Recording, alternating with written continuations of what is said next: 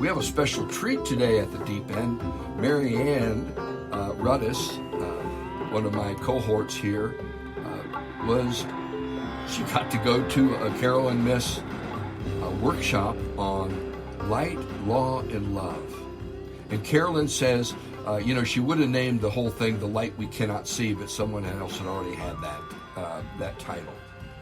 It's almost like, what is this? She also says that the three elements, this light, law, and love, are the three elements of creation that come closest to describing the nature and power of the divine.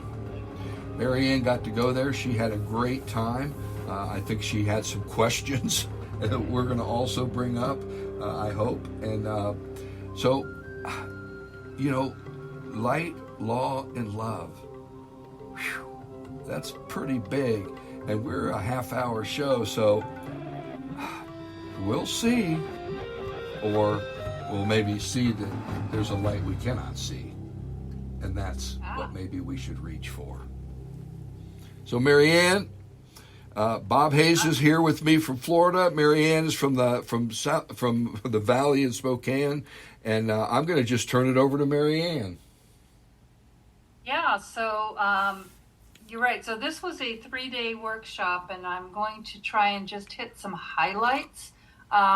First of all, let me just say that it was a phenomenal experience, because whenever you get together with 60 other people whose sole purpose is to raise their consciousness, there is a field of energy there that is very conducive to trying to improve the world and improve ourselves. And every single person there was there for that reason. Well, some of them are like Carolyn, but she's a teacher. If you haven't read any of her things, I encourage you to look her up. It's Carolyn Myss, M-Y-S-S. And it was titled Light, Law, and Love. And I'm going to just start with, whenever Carolyn teaches anything, she uses a metaphor of a building. And so I'm going to start with that, because it's kind of an easy way to kind of talk about some of this stuff. So our individual consciousness is housed in this building. So the building is basically the structure that we're born into. So it's things that are not going to change. It's where we were born, when we were born, who we were born to, our ethnicity, all of those things that we just come in with, that we can't change. And then in this building, there are different floors. So the first floor, she kind of relates that to the first chakras. That's where all of our, we're entrenched in all of our personal struggles. That's where our That's the street level. It's a street level. And she tells a story about being at street level versus being in the penthouse. And so when she was in New York at one time, she was going to visit a friend, and she said it was hot, it was summer, she was tired of walking. She got to the building, and the air was ripe with the heat of a summer in New York City. It was noisy, it was crowded, it was loud. She went into her friend's building, who happened to have a place up at the top of the building in the penthouse, went up there and went out to the patio, kind of sat down and relaxed, and could see the city in a whole different way. And so she kind of relates that to our consciousness. So when we're living our day-to-day lives, we can get caught up in that day-to-day piece. But as we raise our consciousness and our level of understanding, then we can start to see with a wider picture. So, and as we move up, each progression is going to cost us something. So it might be a belief that we were taught that we have to give up. Something like God looks like us, or that group is superior to our group. We have to get them before they get us. Only the strong survive. And even our very definition of what it means, what strength is. And so then as we move up, the personal gives way to an impersonal kind of, we're in a space of energy, and not the physical. The me and mine expands into, we can start to understand that there are universal laws at work, and that truth is recognized not as our personal and individual truths, but that if something is really true, it has to be true for all of us. And that's where the law comes in, where that is something that is unchanging. It always is, it always will, it's true for everyone. And so, we've touched on this metaphor before in this show, but these higher floors, it's almost like the way she describes it as a metaphor of steam. So when we're in the energetic meta universe, it's steam, and then it turns into rain, comes down through us, and then it solidifies into ice, which is the physical world that we're living in. So that whole idea that the physical world exists because of this energy that is being basically brought down through into the world, into solid form. And it's that same energy that fuels everything, all of it. We're a part of it. So it's a power that we can wield either to control others, which we see all the time, or it's a power that can be used as a co-creative partnership with the universe, with God, with the divine, whatever it is you want to call it. So this is where our power of choice exists. Every thought, every word we use carries the power of the entire universe in our process, for good or ill. And so it's the importance of how we think, the words we use, how we talk to others, how we empower others, how we empower ourselves. And everything is a negotiation of power. So we either have, and I know that this was attributed to Jimi Hendrix, but she says this all the time. So we either have love of power or power of, or use the power of love. And so when we have a love of power, we are going to dominate. We're going to control. We're going to wield that power over others, over nature. But when we have the power of love coming through us, that it can benefit the world, the survival, and everything that we do and say has a cost. So we're either losing that power or we're wielding it as a creative act. And the other thing that was, a big part of this is that we're living in a very pivotal time in the development of human consciousness.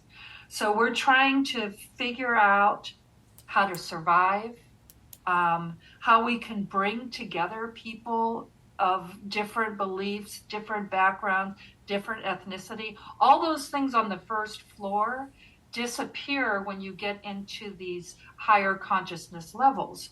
And so we all are also in a time where we are giving the idea that God is outside of us, that God is this being that looks like us, that what we understand God as is disappearing, and it has to give way to the recognition that it's the love, that is the closest that we can come to experiencing what God is the love between us. And these are not teachings that are new. These are ancient teachings. This is what Jesus talked about. This is what Buddha talked about. The Sufi mystics all talked about this.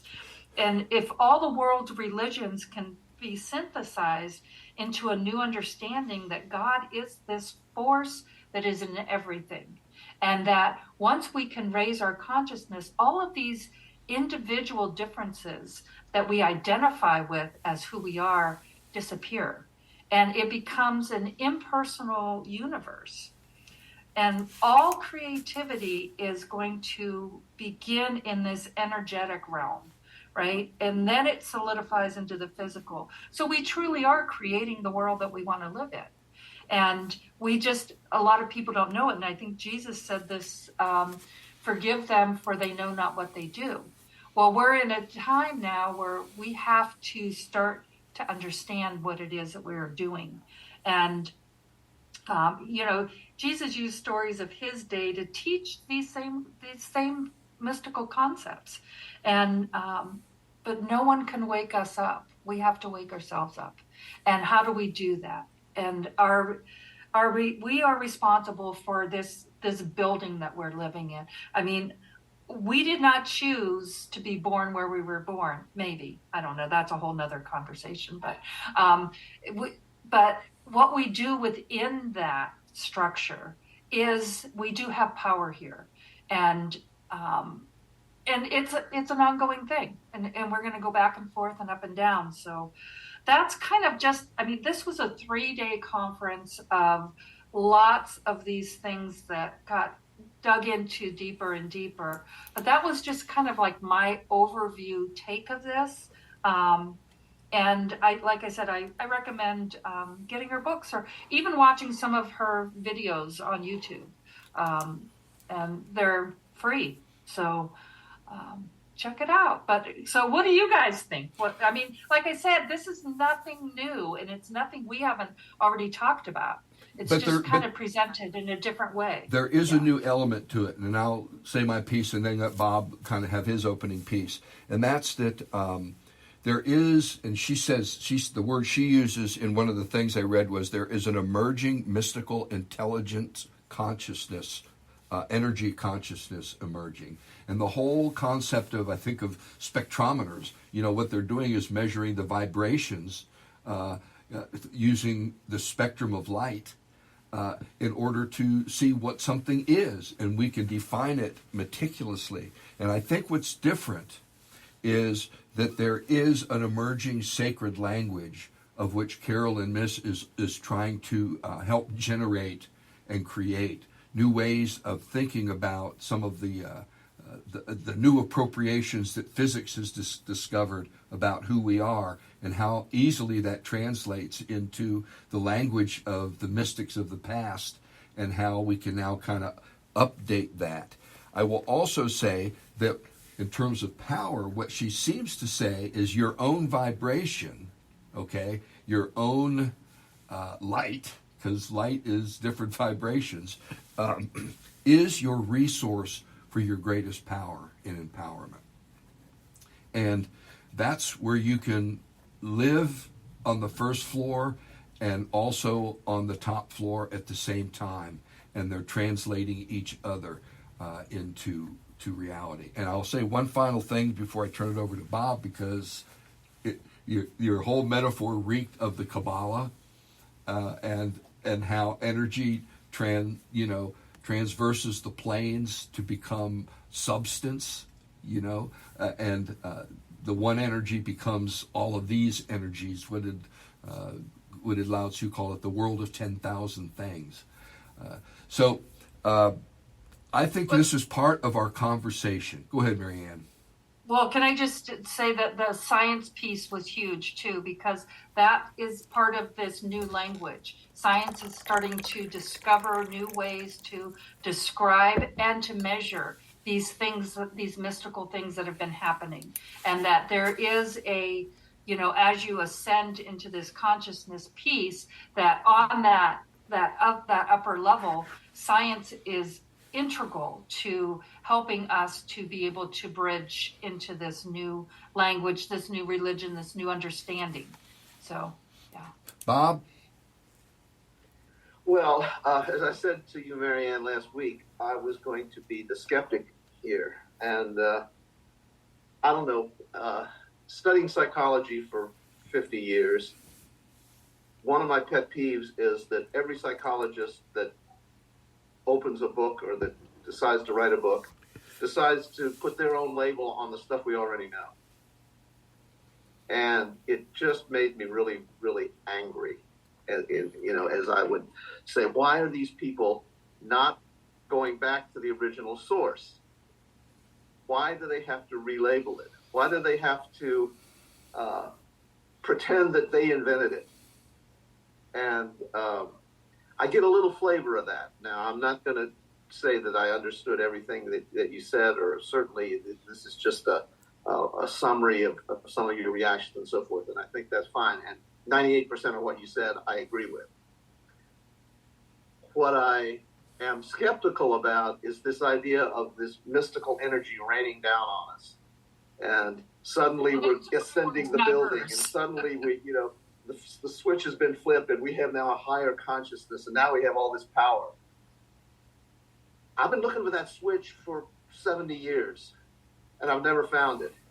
And this energy has never rained down on me. And I don't know what good it does to just kind of muck around more in these flowery statements that love is the closest thing to God. Yeah, we knew that. Jesus said it. God is love. And so I don't need to say any more. I just say I'm still skeptical, and I'm sure I could learn more from her, but yeah. I don't want to learn the stuff I already know just because she thinks she ought to spout it out. And one, this is a metaphor. Two, right. Bob, you're an academician, and you want the proper footnoting. When in mysticism that doesn't exist, nor does it exist in art.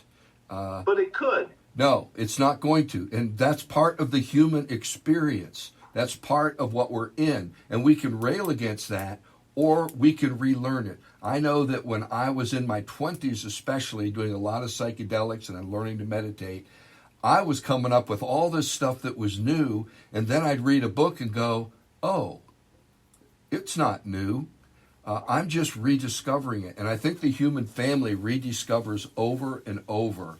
And we can talk about footnoting, or we can use it now. Rediscovering the same things. How do we move forward? Okay, so because we haven't inculcated what we've learned. You just said you've been looking for the switch, and I think the whole concept of a switch is a misunderstanding of the metaphor itself. So, Marianne, I'll go with you. Okay, so I want to be very clear that these are my words, not hers. Mm-hmm. So I don't know that she ever said the word raining down. That was my interpretation of. She did talk about the different elements, like the mist into the water into ice. Yeah, the distilling. Yes. So, but the thing that. We are living in a time, so we're not living in the time of Jesus. And so the things that Jesus talked about, we see how badly those things got misconstrued. And we see the destruction that happened from the teachings that he put out that were nowhere near what he was talking about. And so we're living in a different time right now. And so even taking these mystical truths, these things that don't change, and talking about them in relation to the times that we are in. And one of the things is when you look back in history at different pivotal moments in time, the Renaissance, the manufacturing age, different pivotal times where humanity's direction shifted. Her thing is that we are in one of those times right now. We are in a pivotal time in history, and that all of these things that, although they may be, she draws on ancient text. She uses that in her stuff. And all of the things that we are now at a time where human race is at a critical juncture in consciousness, and that to be alive right now during this time is an exciting, and it is a pivotal part of what history is going to look like. And what is our part? So then it gets back down to the personal. So what is our part in this? And the idea that we are connected to an energy source, and maybe it's not a switch that gets turned on, or maybe it is a switch that gets turned on and then off, and then on and off, and we can touch this, and then this comes into our lives, and we can help the world heal. And something I've learned over time is the switch is a slow switch. And what the switch really is has another word. It's called work. And the work is not just internal. It's high touch. This is what Jesus talked about. Why did he say the blessed are who they are? Because it was high touch. It was outside our comfort zone. And that's where the work is. That's, if we want to find the switch, that's where it's going to be. Otherwise, and I hate to say this, Bob, it's just an academic exercise. And I think that that's the part that I'm struggling with right now, because the only work I want to do is inside me. I don't want to have to. I've gotten tired, and your Dharma is very different. You have an intellectual understanding of things that I don't just honor it, man. I want a piece of it. Ever since college, I've wanted a piece of that. Well, and it's that connection too. I mean, the connection between the three of us. We're doing the work. So, yeah. I agree. And as I said earlier, I agree with 98% of everything you've said, maybe 99.9%. But I'm looking for prescriptions that are a little bit more practical. I mean, should I sell my house and go and live with the homeless? Would that give me a higher level of consciousness? Is that a prescription that would be worthwhile? I don't know. I don't think that's in your Dharma as a preacher type. Well, yeah, and again, it's all individual. I'm not sure where this is all getting us, except that it allows, and this is a terrible thing to say, and I'm apologizing before I even say it. The only thing I see is this selling this woman more books. This woman is selling more books. Maybe that's a good thing. I don't know. But personally, I'm not going to read it. I've heard it all, and I could go back to Alan Watts. I could go back to a million different things that are all the same story. The question is, how do we get that story to resonate with everybody? Maybe this is a way to do it. I don't know. I think you answered your own question there. I think that's exactly right. Go ahead, Mary Ann. Well, and we have talked how many times about how do we get people to change their lives, and it comes from the stories we tell, and it comes from the things. So as I'm sitting in this workshop, I was observing all of the people there, and I was observing the way the interactions of not only between Carolyn and the questioners and the participants, but also between people with each other, and the conversations I had at dinner. And I mean, those things were, you mentioned Alan Watts. Alan Watts sold a lot of books, and he spoke in a way that woke up a lot of people. And so, of course, there's an element of ego involved with Carolyn. There's an element of ego. I mean, she works very hard. I believe that she works hard to mitigate that in some ways. But I mean, she's a human being. She's not a god.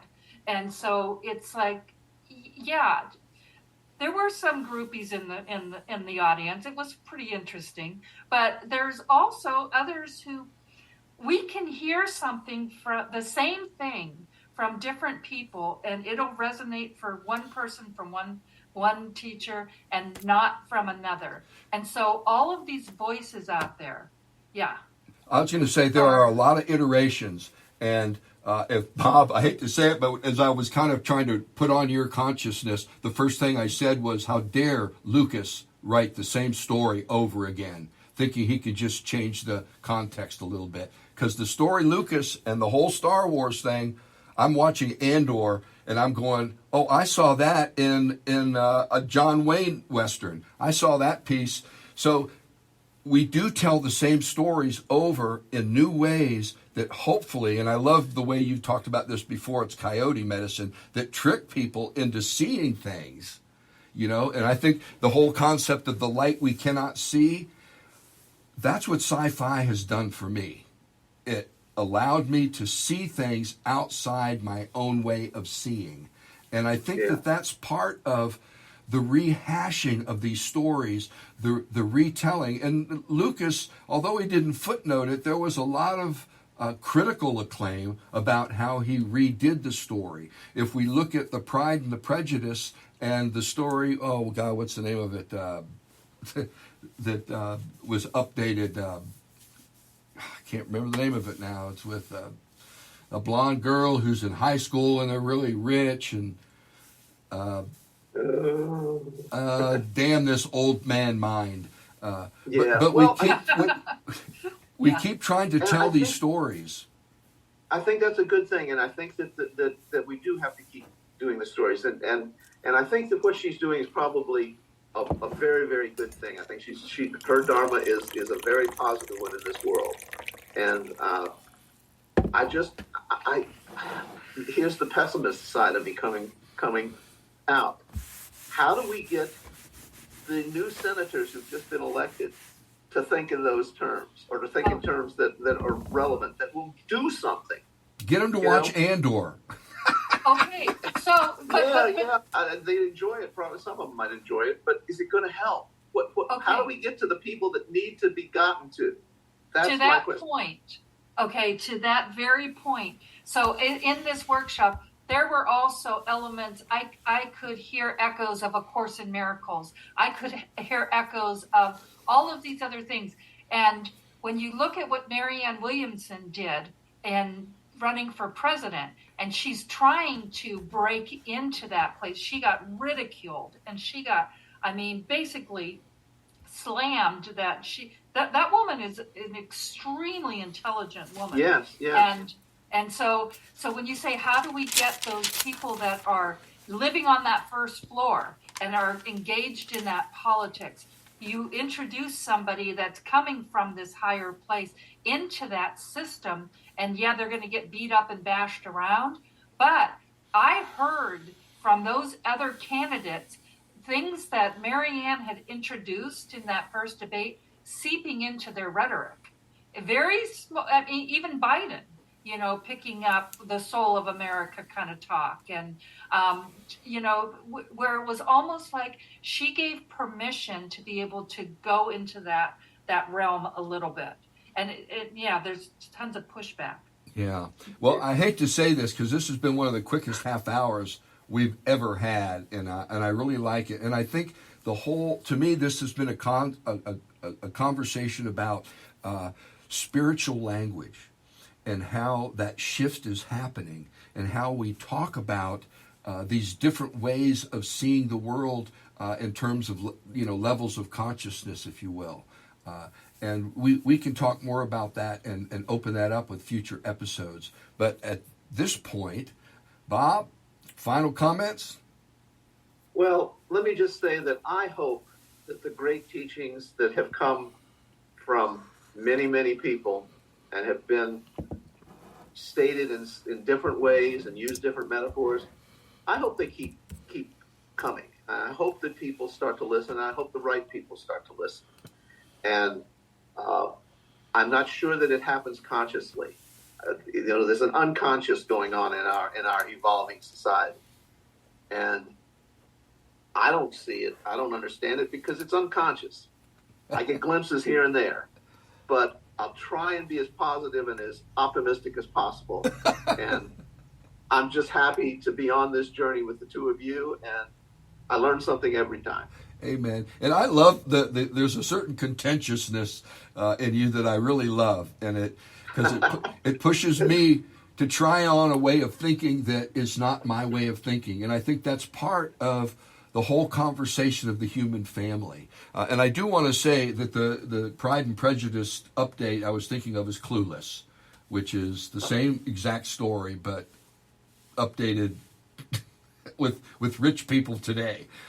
Marianne, final comments? Well, I just have to say, Bob, I totally recognize that skepticism because I'm with you 100%.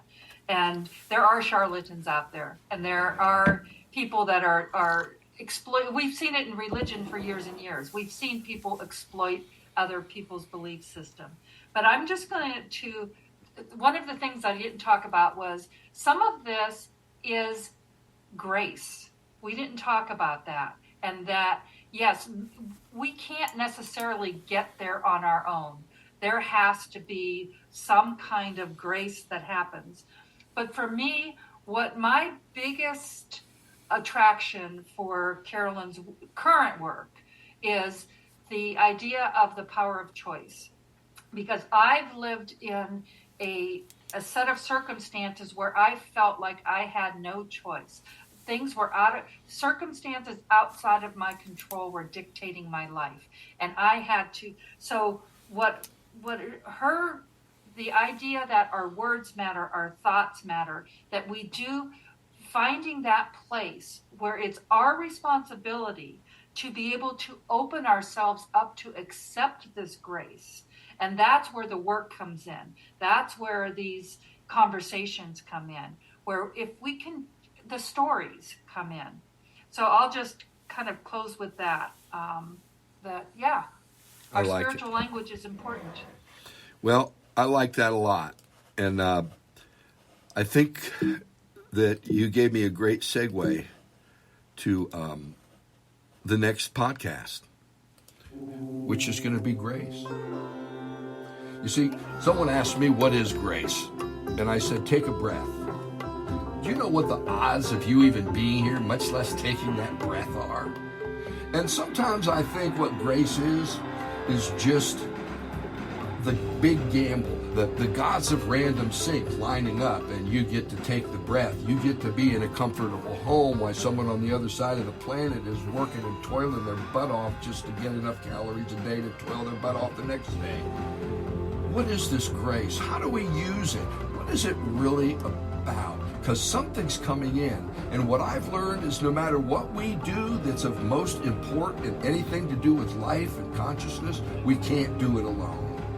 We do it with and within the community. Whether the community is in our head or whether it's in our outside of us, it's all around, and we're always working it. I don't know about you, but there's a conversation going on in my head all the time, the big committee. You know, I just try to convene it once in a while so that we all get together and have a way to say our piece. Because if we don't, we don't allow an opening to happen. And that opening is where grace comes in. And that is a huge mystery. My friends, blessings.